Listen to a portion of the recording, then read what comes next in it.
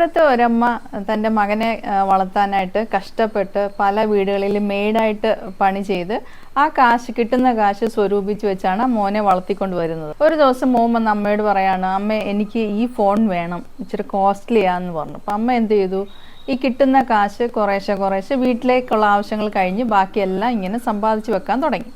ഒരു ദിവസം മോനെയും കൊണ്ട് അമ്മ മൊബൈൽ ഷോപ്പിൽ പോയതിന് ശേഷം മൊബൈൽ കടയിൽ നിൽക്കുന്ന പയ്യനോട് പറയാണ്, എൻ്റെ മോന് ഈ ഒരു ഫോൺ വേണം. ആ ഫോണിൻ്റെ പേരും സൈസും എല്ലാം പറഞ്ഞു കൊടുത്തിട്ട് അമ്മ പൈസ എടുത്ത് കൊടുക്കുകയാണ്. അപ്പോൾ ഇത് കണ്ട് ആ പൈസ എണ്ണി നോക്കിയതിന് ശേഷം കടക്കാരൻ പറയാണ്, അമ്മ പറഞ്ഞ ആ ഫോണ് എന്തായാലും ഈ പൈസ കിട്ടത്തില്ല, എന്നാലും നല്ലൊരു ഫോണ് അമ്മയ്ക്ക് ഞാൻ തരാമെന്ന് പറഞ്ഞിട്ട് പുള്ളി ആ പൈസയ്ക്ക് ഒതുങ്ങുന്ന ഫോണ് അമ്മയ്ക്ക് കൊടുക്കുകയാണ്.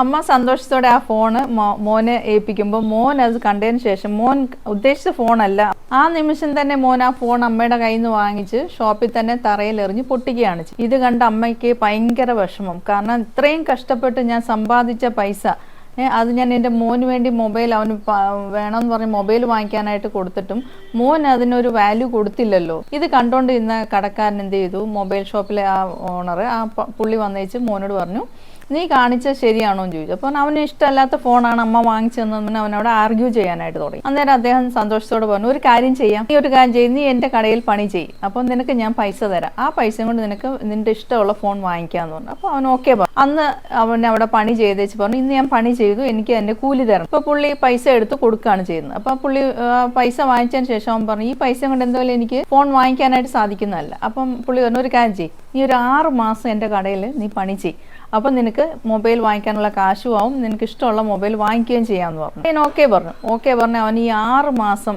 ഇഷ്ടമില്ലാത്ത പണി അവന് അവിടെ ചെയ്തു. എല്ലാ പണിയും തൂക്കാനും തുടയ്ക്കാനും എല്ലാ പണിയും അവന് ഇഷ്ടമല്ലായിരുന്നു. പക്ഷെ അവനവിടെ മൊബൈൽ ഫോൺ വേണമെന്നുള്ള ആഗ്രഹത്തിൽ അവൻ ചെയ്തു. 6 മാസം കഴിഞ്ഞപ്പോഴത്തേക്ക് കടക്കാരൻ എന്ത് ചെയ്തു, ആ പൈസയ്ക്കുള്ള മൊബൈൽ ഫോണ് അവന് പ്രസന്റ് ചെയ്തു. അവൻ അത് കിട്ടിയപ്പോൾ ഭയങ്കര സന്തോഷമായിരുന്നു. കാരണം അവൻ്റെ ഹാർഡ് വർക്കിനുള്ള പൈസയിൽ അവൻ വാങ്ങിച്ചതാണ്.